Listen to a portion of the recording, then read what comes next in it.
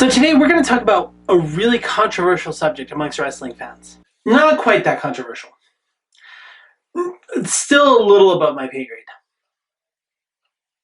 Ew, no.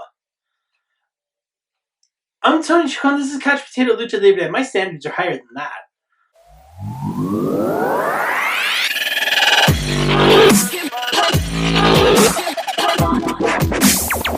Today, fair viewer, we are taking a look at the WWE Hall of Fame Celebrity Wing.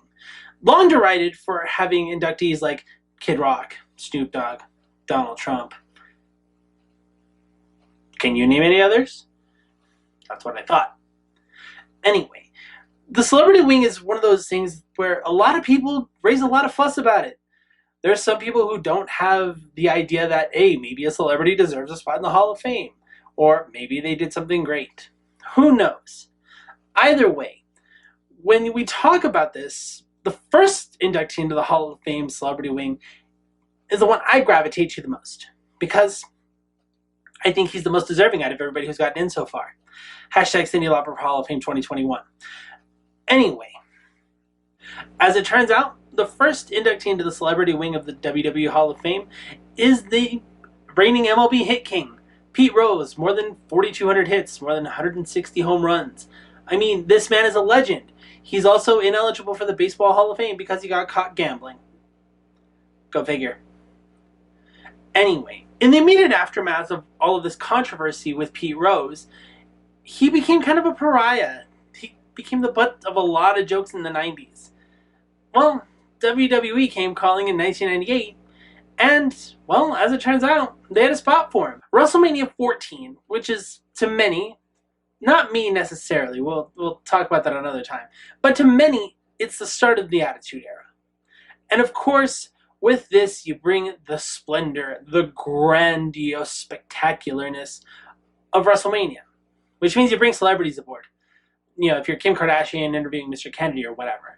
In this case, it's Pete Rose coming in to ring announce for the Undertaker versus Kane grudge match. I mean, he's just coming in to ring announce. What could he have possibly said to make Kane give him a tombstone piledriver after this? You know, I left tickets for Bill Buckner, but he couldn't bend over to pick them up. Oh, Mr. Rose, I didn't realize you had a prescription. Dr. Jacobs will see you now. Good God! No! That's Pete Rose! That's Pete Rose! Pete Rose just got... What? I'm petty. This would kick off a multi-year storyline between Kane and The Undertaker.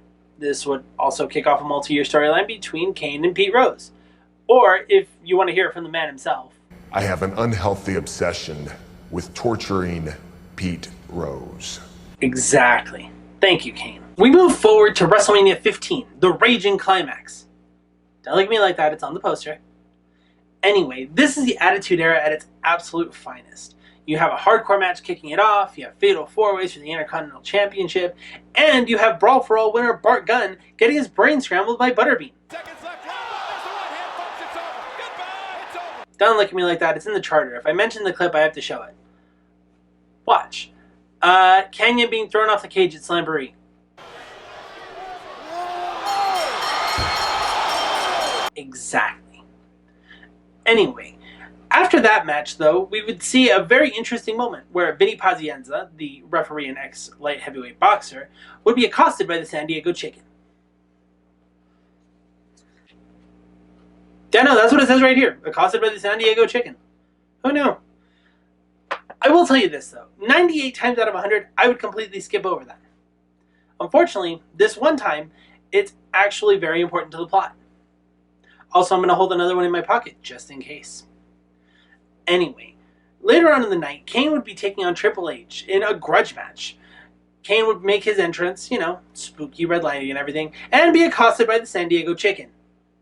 So that's what it says. Anyway, as it turns out, the San Diego Chicken who tried to get a one-up on Kane turned out to be none other than Pete Rose.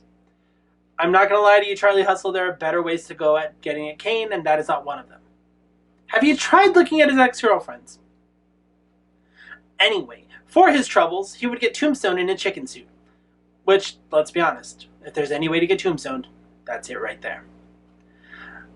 I want you guys to consider this. The entirety of the WWE Hall of Fame Celebrity Wing There's exactly 4 bumps in between them. One of those is Refrigerator Perry going over the top rope at WrestleMania 2. 2 of them are Pete Rose being tombstoned. I think it's time to get to the 3rd one. At WrestleMania 2000, I know, not 16, whatever.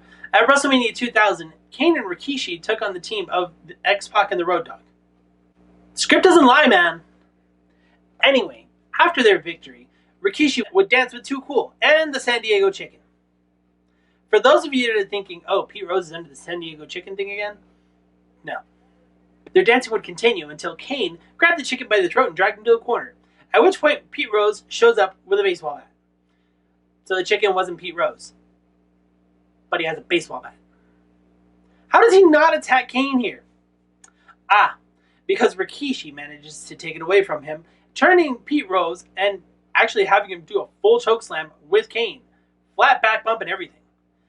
Say what you will about the Big Red Machine. He is definitely one of the safest workers I've ever seen. Unfortunately for Charlie Hustle, his night doesn't end there.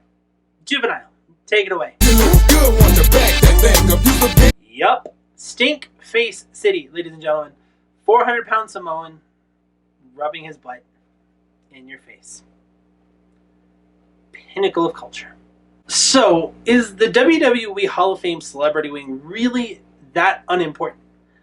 I don't think so. I think it's actually extremely important. You have people like Bob Uecker, who took and relished a backstage role.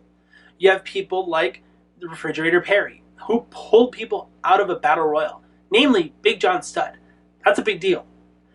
And you've got Pete Rose, who, honestly, without Pete Rose, I don't think anybody would have invested in the Kane character. You better remember, outside of the people in Boston and those of us that are Red Sox fans, yes, I am that petty, anybody who saw him tombstone Pete Rose the first time thought he was the most massive heel ever because Pete Rose is a defenseless celebrity. In his defense, though, Pete Rose also did something that all other Hall of Famers in the Celebrity Wing, minus one, can avow that they didn't do. He took a bump, and he didn't take a bump. He took 3 of them.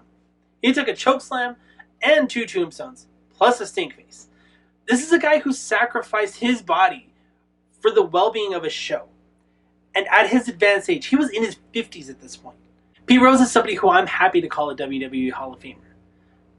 And you know what? I stand by that opinion. Anyway, I hope you guys enjoyed this video. We'll see you guys next time. Hey guys, thanks for tuning into my retrospective of Pete Rose as a WrestleMania staple. I hope you guys enjoyed it. Of course, I am a massive Red Sox fan, so Bill Buckner is kind of a sore spot. Anyway, like, share, subscribe. Let us know. We'd love your feedback. Let us know what you like. Let us know what you don't. Next time, you know what? I'm not sure what we're doing next time, but I guarantee you, it's going to be fun. Anyway, I'm Tony Chacon. This is Couch Potato Lucha Libre. We'll see you guys then.